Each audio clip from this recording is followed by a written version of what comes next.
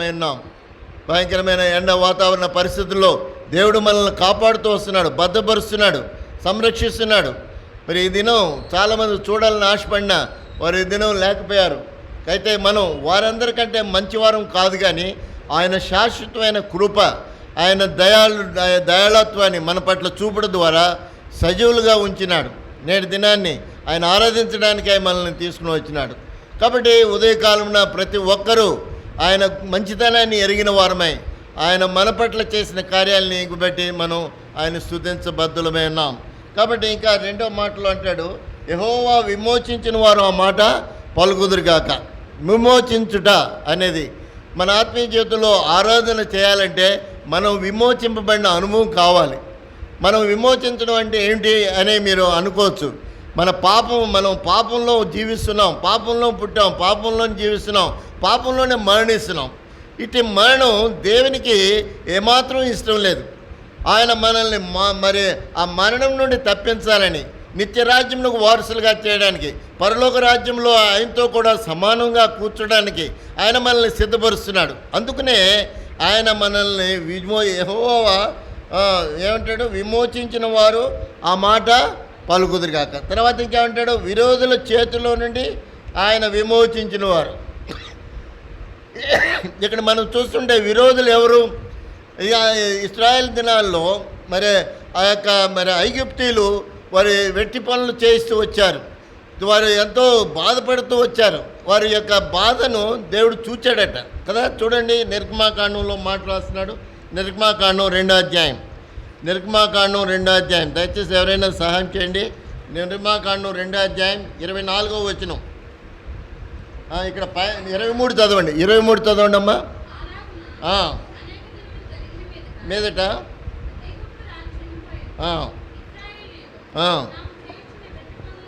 బట్టి నిట్టూర్పులు విడుచుచు మొరపెడుతుండగా దేవుని యొద్దకు చేరిను.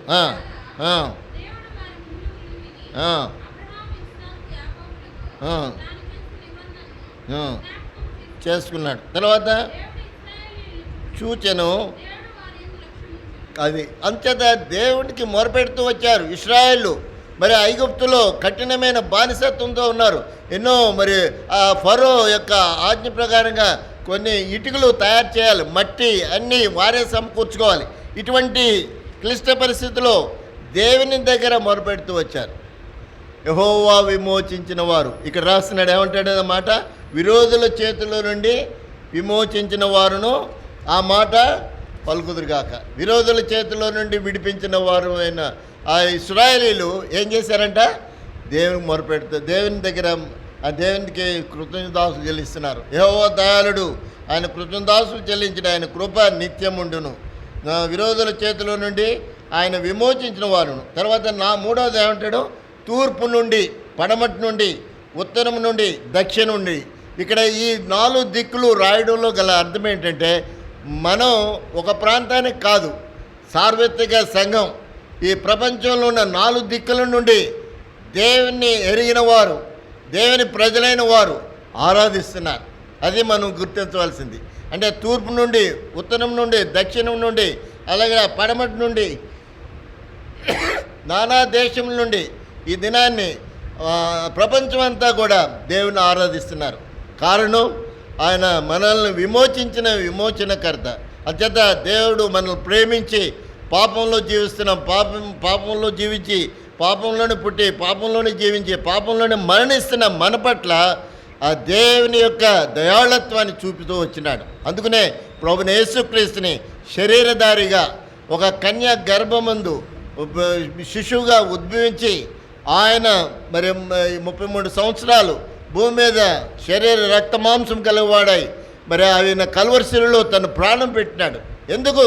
నిన్ను నన్ను విమోచించడానికి, పాపం నుండి, శాపం నుండి, నిత్య నరకం నుండి విమోచించి నిత్య పరలోక రాజ్యంలో వారసులుగా చేయడానికి గాను ఆ దేవాదేవుడు నీ పట్ల నా పట్ల మంచితనాన్ని కనుపరిచినాడు. అందుకనే యెహోవా దయాళుడు అని ఆయన మాట రాస్తున్నాడు దావీదు కీర్తనకారుడు.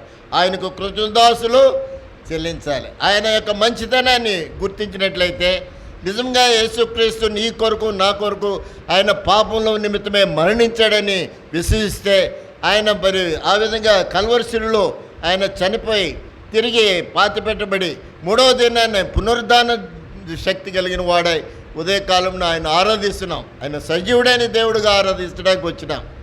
మనం సజీవులమైన ఆయన సజీవుడైన దేవుడిగా ఆరాధిస్తున్నాం. ఎప్పుడైతే మన జీవితాలు మార్చబడినవో, మన పాపం నుండి విడుదల పొందామో, అప్పుడు మనల్ని సజీవులుగా నిత్యరాజ్యంలో వారసులుగా చేసేవాడు ఉన్నాడు. ఇట్టి ప్రభువును ఆరాధించడానికి గాను దావీదు అంటాడు, యెహోవా దయాళుడు అని అంటున్నాడు. ఇంగ్లీష్లో మాట రాస్తాడు క్లియర్గా, గాడ్ ఈజ్ గుడ్ అని. కాబట్టి ఆయన దయాళత్వాన్ని మనం ఎరిగిన వారమైతే ఆరాధన చేయకుండా మనం వెళ్ళలేం ఈ స్థలంలో. కాబట్టి మనం దేవుని యొక్క దయాళత్వాన్ని ఎరిగిన వారమై ఆయనకు కృతజ్ఞతాస్తులు చెల్లించబద్దులమే ఉన్నాం. ఏదో వచ్చాం, ఆదివారం చర్చికి వెళ్ళాం, బాగానే ఉంది, అన్నీ బాగా చూసారా, అక్కడ మరి పాటలు పాడారు, అన్నీ బాగున్నాయి, వర్తమానం చెప్పారు అని మనం వెళ్ళిపోవడం కాదు. మన దేవుడు మన పట్ల చేసిన మంచితనం ఏమైంది అది ఎరిగి ఉంటే, యేసుక్రీస్తు ప్రభువుని మనకి ఈ లోకానికి పంపపోతే మనలో రక్షణ లేదు, పాప క్షమాపణ లేదు. పాపంలోనే పుడతాం, పాపంలోనే జీవిస్తాం, పాపంలోనే మరణించే జీవితాలు కలిగిన వారు ఉంటాం. అట్టి జీవితాలు నరకం నుండి, పాపం నుండి, శాపం నుండి అన్నిటి నుంచి ఆయన మనల్ని తప్పించాడు. అందుకనే యేసుక్రీస్తు ప్రభు ఏడంతల విమోచకుడిగా ఉన్నాడు. ఆయన ఎటువంటి వాడు? ఏడంతల విమోచకుడు. చూద్దాం రండి. ఒకటి గలతీయులు రాసిన పత్రిక 1వ అధ్యాయం 3వ వచనం. గలతీయులు రాసిన పత్రిక 1వ అధ్యాయం 3వ వచనం చదవండి.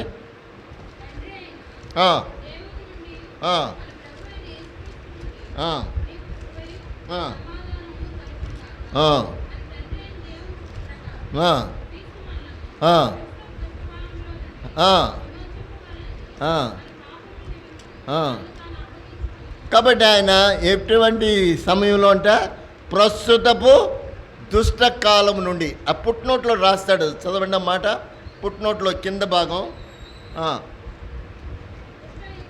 దుష్ట యుగం. నవ్ డేస్ ఎట్లా ఉన్నాయి? చాలా దుష్ట యుగంలో ఉన్నాం, భయంకరమైన దినాల్లో ఉన్నాం. బయటికి వెళ్తే క్షేమంగా వస్తామనే పరిస్థితి లేదు. ఎంతో భయంకరమైన పరిస్థితులు లోకంలో జరుగుతున్నాయి, ఎన్నో వార్తలు వింటున్నాం. కాబట్టి దుష్టయుగంలో ఉండి నిన్ను నన్ను విడిపించడానికి అక్కడ మాట రాస్తాడు. మళ్ళీ చదువు మాట. దేవుడు అక్కడ ఆ 3వ వచనంలో ప్రస్తుతపు క్రీస్తు, ఇక్కడ మాటలు చదవండి. మన తండ్రి అయిన 4వ వచనం, మన తండ్రి అయిన దేవుని చిత్త ప్రకారం, దేవుని చిత్త ప్రకారం క్రీస్తు మనలను ప్రస్తుతపు దుష్ట కాలములో నుండి విమోచించాడు. అది మనం చేయవలసిన ఆరాధన. ప్రభువా, నన్ను దుష్ట కాలంలో నుండి నన్ను విమోచించావు. ఆయన ప్రభు యేసుక్రీస్తు వారు 2000 సంవత్సరాల క్రితమే ఆయన ముందు ఇక్కడికి మన ఈ లోకానికి మరి శరీరధారిగా ఉద్భవించినాడు.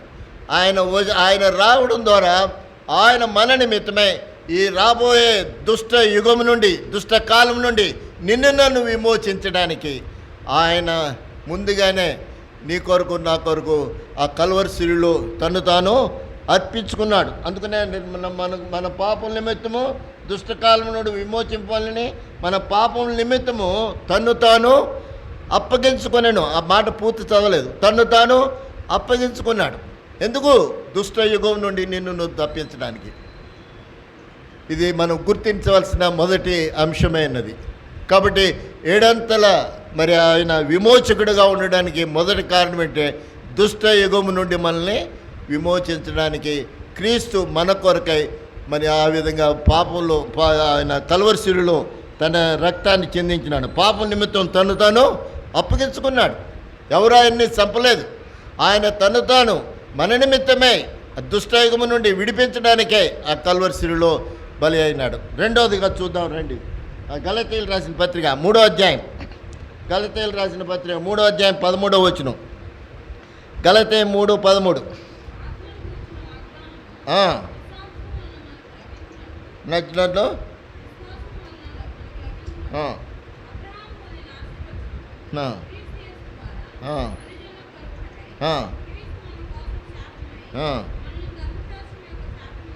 ఆ, అది చాలండి.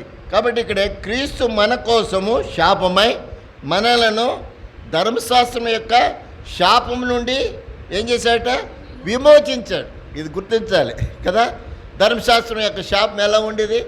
కన్ను ఎవరైనా పాడు చేస్తే, ఎవడు పాడు చేశాడో వాడి కన్నుని కూడా వాడు తీసేయాలి.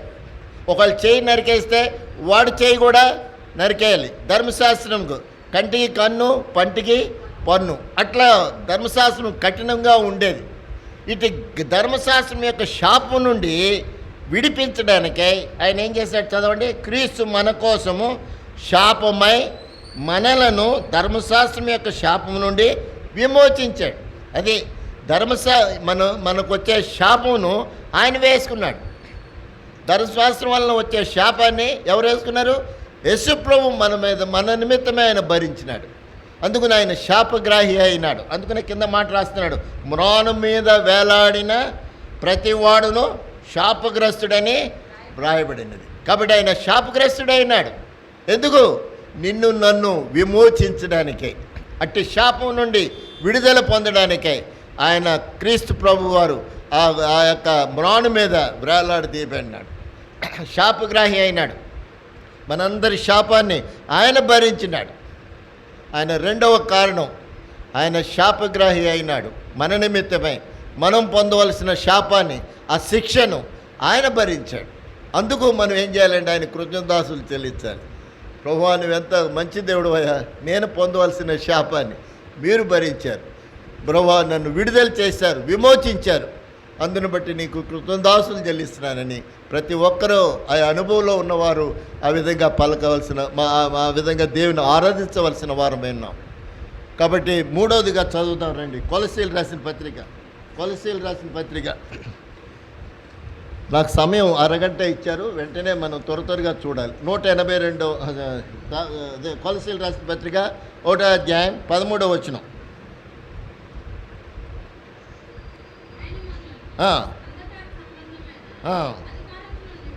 విడుదల చేసి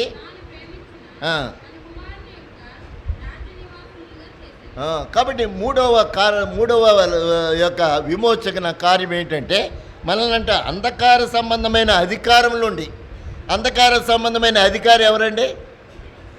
ఎవరు? సాతానుడు. ఈ సాతానుడు, ఈ అంధకార సంబంధమైన సాతానుడు నన్ను బయటికి తీసుకుని వెళ్ళిపోయాడు. ఎన్నో దినాలు, సంవత్సరాలు అలా మనం మోసపురుస్తూనే వచ్చాడు. ఆదివారం దేవునింటికి రాకుండా, దేవుని సన్నిధిలో దేవుని ప్రజలతో గడపకుండా ఎన్నోసార్లు మనం ఆ యొక్క సమయాన్ని వృధా చేస్తూ వచ్చాం. కారణము అంధకార సంబంధమైన అధికారి యొక్క బంధకాల్లో ఉన్నాం. ఇటు బంధకాల నుండి నన్ను విడుదల చేయడానికై యేసుక్రీస్తు ప్రభు ఏం చేసినాడు? అక్కడ ఆయన మనలను, మళ్ళీ చదవండి 13వ వచనం, ఆయన మనలను అంధకార సంబంధమైన అధికారంలో నుండి విడుదల చేశాడు. హి వాజ్ డెలివర్డ్. అందుకనే 7-fold డెలివరెన్స్. ఆయన ఎడంతల విమోచకుడిగా ఉన్నాడు. ఇది ఎన్నోది? ఇది మనం చదువుతున్నది 4వది. ఆయన మనల్ని అంధకార సంబంధమైన అధికారం నుండి ఆయన ఏం చేసినాడు? మనల్ని విడిపించాడు, విడుదల చేశాడు.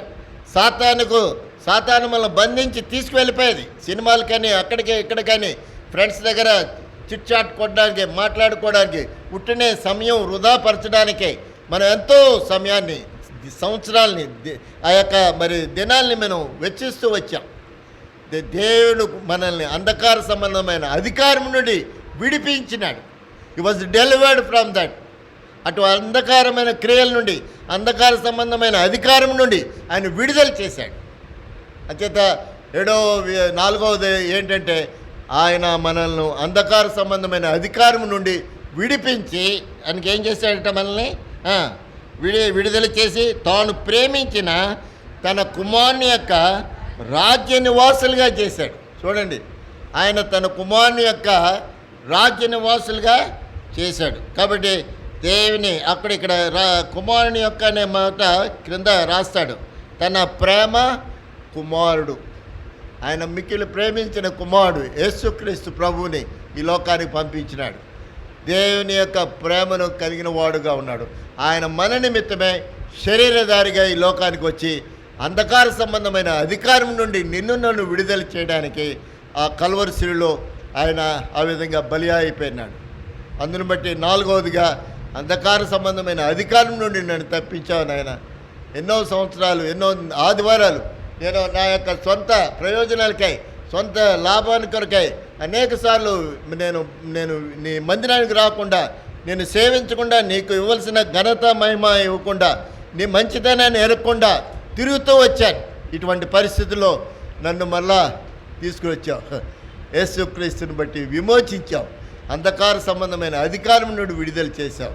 నీకెంతో వందనాలు. ఇప్పుడు ఎక్కడికైనా రమ్మంటే లేదండి మేము చర్చికి వెళ్ళాలి, ఆదివారం మేము చర్చికి వెళ్ళాలి, దేవుని ఆరాధించాలి అనే ప్రాధాన్యత ఇవ్వగలుగుతున్నాం. కారణం యేసుక్రీస్తు ప్రభు అంధకార సంబంధమైన అధికారం నుండి విడిపించాడు. ఈ వాజ్ డెలివర్డ్. అది మనం గుర్తించవలసిన వారమే ఉన్నాం. 5వదిగా తీతు పత్రిక 2వ అధ్యాయం 14వ వచనం. 4వదిగా తీతు పత్రిక 2వ అధ్యాయం 4వ వచనం 14 చదవండి అమ్మా. 14 చించి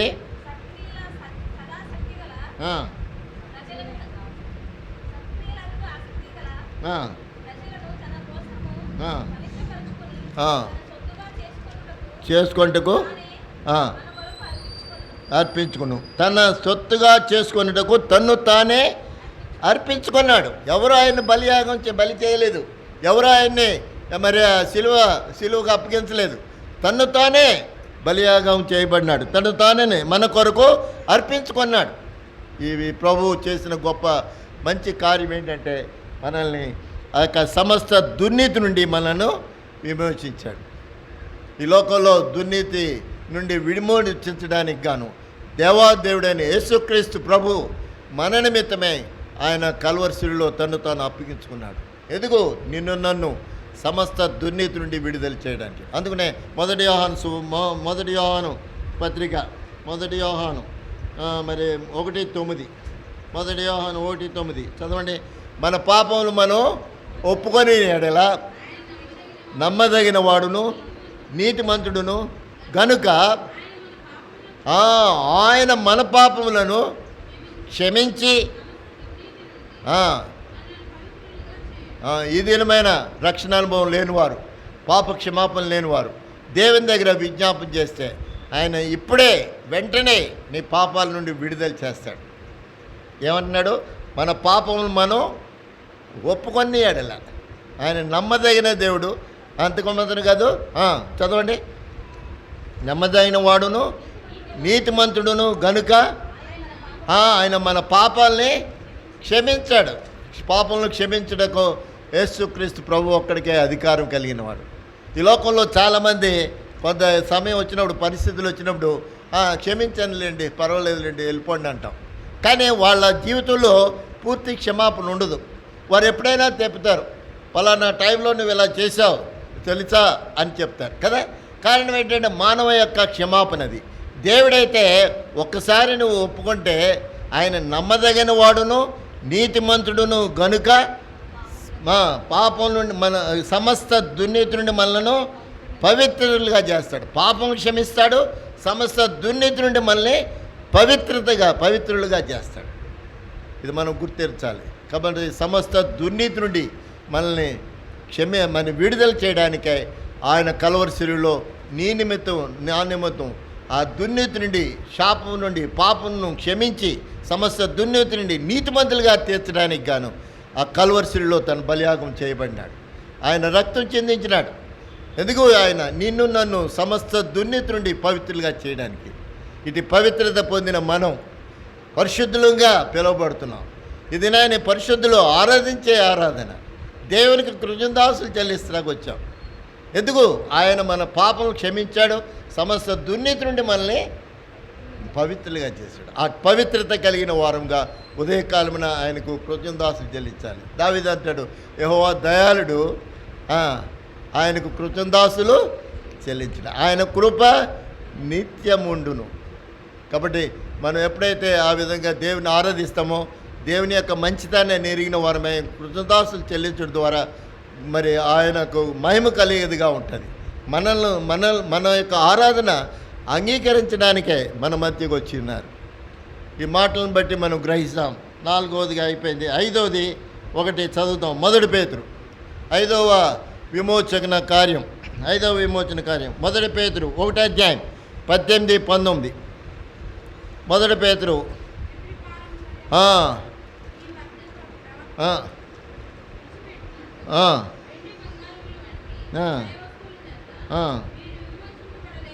కానీ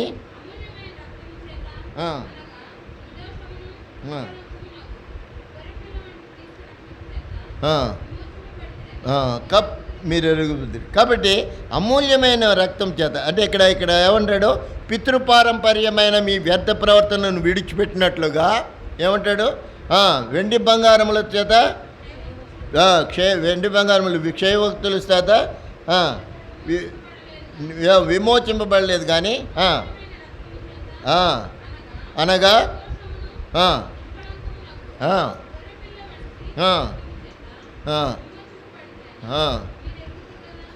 కాబట్టి అమూల్యమైన గొర్రెపిల్ల యొక్క రక్తం ద్వారా మనం విమోచింపబడినాం. రక్తం చేత విమోచింపబడితే కాబట్టి ఆయన అమూల్యమైన వాడు.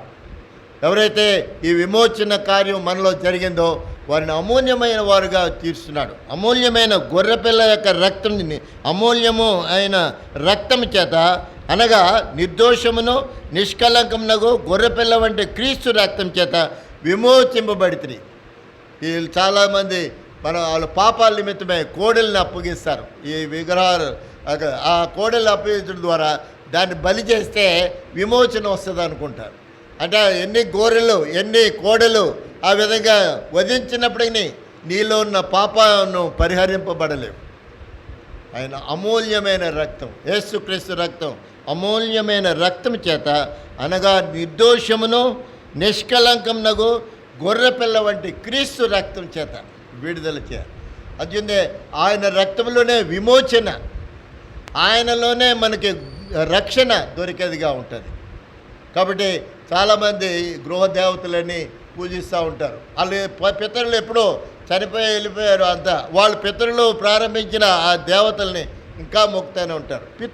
పితృపారంపర్య ఆచారాలు ఆచారాలు పోవు. యేసుక్రీస్తు రక్తం చేత కడగబడిన వాడు అయితే అంటే ఆచారాల నుండి విడుదల చేయడానికే ఆ కల్వరిశిలులో నిన్ను నీ కొరకు నా కొరకు నిర్దోషమైన రక్తం, గొర్రెపిల్ల వంటి నిర్దోషమైన రక్తాన్ని మన కొరకు కార్చినాడు. ఆ యొక్క బలియాగం ద్వారా మనం విడుదల పొందాం. ఆ ఆచారాలన్నీ విడిచిపెట్టాం. ఇప్పుడు వాటిని మనం పూజించడం లేదు, వాటి దగ్గరికి వెళ్ళడం లేదు. కారణం ఏంటంటే ఆయన మన నిమిత్తమే ఆ ఆచారాల నుండి విడుదల చేయడానికై ఆయన సిలువలో ఆ బలియాగం చేయబడినాడు. ఆయన గొర్రెపిల్ల వలె వధింపబడినాడు. ఇటు పరిశుద్ధమైన రక్తం చేత కడగబడిన నీవు నేను ఆయనకు సాగిలు పడవలసిన వారును, ఆయనకు కృతజ్ఞతాస్తులు చెల్లించబద్దులమై ఉన్నాం. కాబట్టి ఈ వ్యర్థ ప్రవర్తన నుండి, కాబట్టి ఇక్కడ రాస్తాడు పితృపారంపర్యమైన మీ వ్యర్థ ప్రవర్తన నుండి విడిచిపెట్టినట్లుగా. కాబట్టి దేవుడు మనల్ని అట్టి వ్యర్థ ప్రవర్తన నుండి విడిచిపెట్టినట్లుగా ఆయన మన నిమిత్తమే కల్వరిశిలులో బలియాగం చేయబడినాడు. ఇది 5వ మరి ఆ యొక్క విడుదల విమోచన కార్యం. 6వదిగా చదువుదాం. ప్రకటన 1:6. ప్రకటన 1వ అధ్యాయం 6వ వచనం. మనలను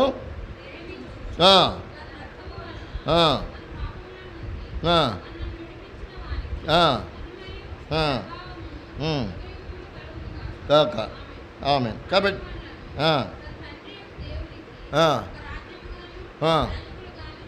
చేశాడు. కాబట్టి చూడండి ఎంత ప్రేమ గలవాడు.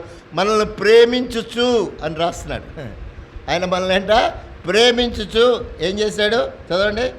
ఆయన మనల్ని ప్రేమించుచు తన రక్తం వలన మన పాపం నుండి మనలను విడిపించిన వానికి అనే దానికి పుట్టినోట్లో రాస్తాడు. ఏం మాట అది చదవండి. ఏమమ్మా? కడిగిన వానికి, వాష్డ్. ఆయన మన పాపాలను ఏం చేశాడు? కడిగాడు. విడిపించడమే కాకుండా కడిగినాడు. ఆయన రక్తం చేత మనల్ని పాపములన్నీ కడిగేసినాడు. గొప్ప కార్యం నీ పట్ల నా పట్ల చేయించాడు. అందుకనే అంటాడు, మనల్ని ప్రేమించుచు తన రక్తం వలన మన పాపం నుండి మనల్ని విడిపించిన వానికి మహిమయు ప్రభావమును యుగయుగములు కలుగాక ఆమేన్. ఆయన మనలను తన తండ్రి యగు దేవునికి ఒక రాజ్యంగాను యాజకులుగాను చేశాడు. ఆయన మనల్ని కడగడమే కాదు, ఆయన తండ్రికి యాజకులుగా చేస్తున్నాడు, రాజులుగా చేశాడు. అందుకనే మనల్ని ఏమని పిలుస్తారు? రాజులైన యాజక సమూహం. ఈ ఆధిక్యత ఎవరి వలన వచ్చింది? ఏ మానవుడు నీ పట్ల నా పట్ల బలియాగంగా చేయబడలేదు. యేసుక్రీస్తు ప్రభు నిన్ను నన్ను ప్రేమించుచు ఆయన బలియాగం చేయబడినాడు. ఎందుకంటే తన తండ్రికి రాజ్యంగాను ఒక రాజ్యమును యాజకులుగానే చేశాడు నిన్ను నన్ను. కాబట్టి మనం ఆయనకు కృతజ్ఞతాస్తులు చెల్లించబద్దులమే ఉన్నాం. ఉదయకాలమున ప్రభు ఎన్నిక లేని నన్ను రాజులైన యాజక సమూహంలో చేర్చావు, నా పాపాలు కడిగావు, శుద్ధీకరించావు, నీకు వందనాలు అని మనం 2 మాటలు చెప్తే చాలు ప్రభుకి ఎంతో మహిమ. ఆయన నిన్ను బట్టి సంతోషించేవాడుకుంటాడు, నీ ఆరాధన అంగీకరించేవాడుకుంటాడు. అంచేత ఇది 6 అనేది మానవుని సంఖ్య. కాబట్టి ఈ క్షమాపణ లేదే నిత్య రాజ్యానికి వెళ్ళడానికి లేదు. నువ్వు మానవ జీవితంలో ప్రభు దగ్గర మనం ఒప్పుకోవాలి, క్షమాపణ కోరాలి. ఆయన నిన్ను ప్రేమిస్తున్నాడు. ప్రేమించుచు ఏం చేస్తున్నాడు?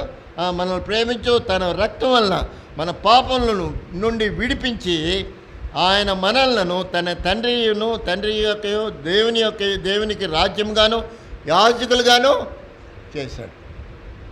ఇటు గొప్ప ప్రభు యేసుక్రీస్తుకి మనం సాగిలపడవలసిన వారమే ఉన్నాం. ఉదయకాలమున ఆరాధన కొరకై 7వదిగా హెబ్రీ పత్రిక 2వ అధ్యాయం 14-15. హెబ్రీ పత్రిక 2వ అధ్యాయం, హెబ్రీలకు రాసిన పత్రిక 2వ అధ్యాయం.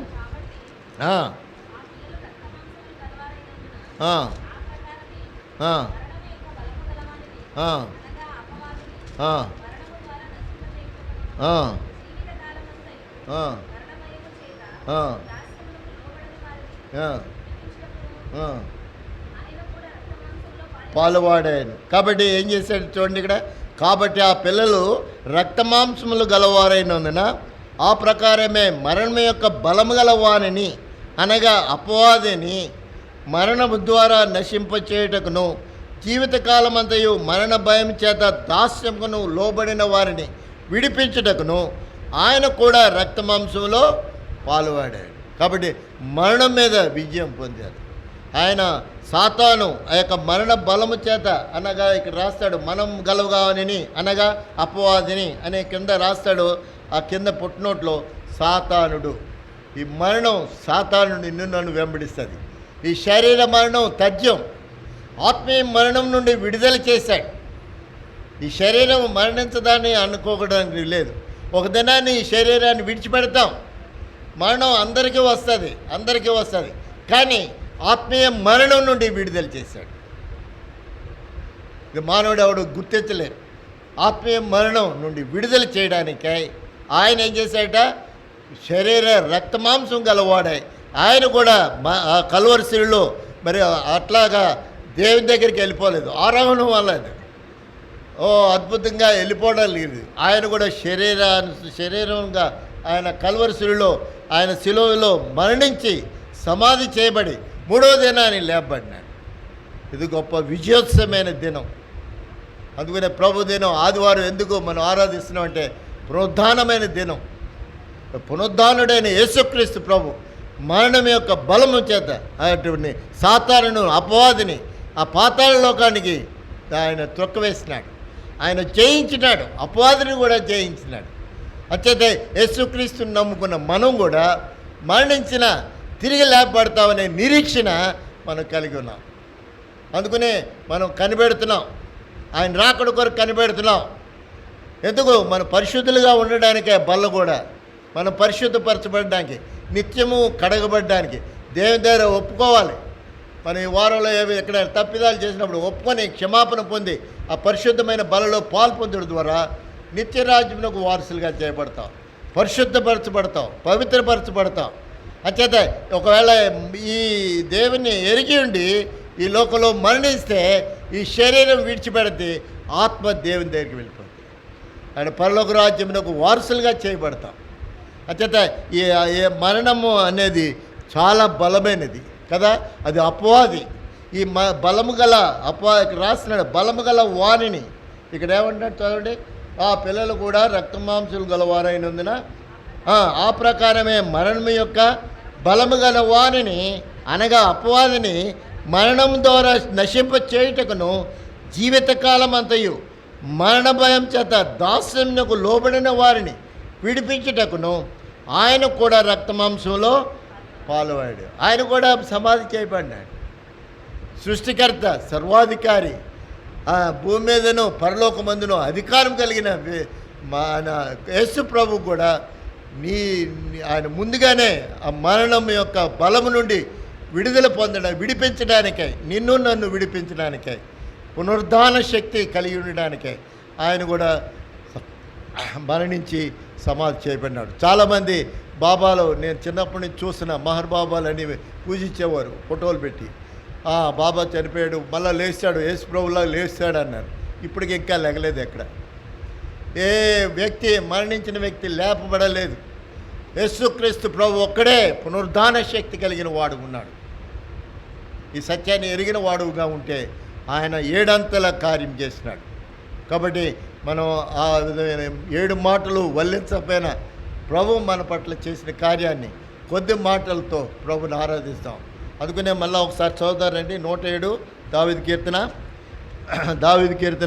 107 అధ్యాయం 1 వచనం చదువుతాం. యెహోవా దయాళుడు, ఆయనకు కృతజ్ఞతాస్తులు చెల్లించుడు, ఆయన కృప నిత్యముండును. కాబట్టి మనం దేవునికి ఆ విధంగా దయాళుడుగా ఆయన్ని మనం గుర్తెరిగిన వారమై మన పట్ల చేసిన ప్రభువైన యేసుక్రీస్తు ద్వారా మనల్ని విమోచించాడు. ఆయన యెహోవా విమోచించిన వారు ఆ మాట పలుకొదురుగాక. విరోధుల చేతిలో నుండి ఆయన విమోచించిన వారును, తూర్పు నుండి, పడమటి నుండి, ఉత్తరం నుండి, దక్షిణం నుండి, నానా దేశం నుండి ఆయన పోగు చేసిన వారు.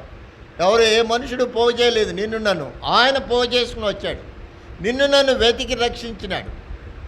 ఈ రక్షకుణ్ణి మనం మర్చిపోవడం వీల్లేదు. ఆయన మన పట్ల చేసిన ఆ మంచితనాన్ని ప్రభు దగ్గర సాగిలపడి ఆయనకు కృతజ్ఞతాస్తులు చెల్లించడం గాక. దేవుడి కొద్ది మాటలు ఆశ్రయించి మనల్ని ఆ విధంగా ఆరాధకులుగా చేయను గాక.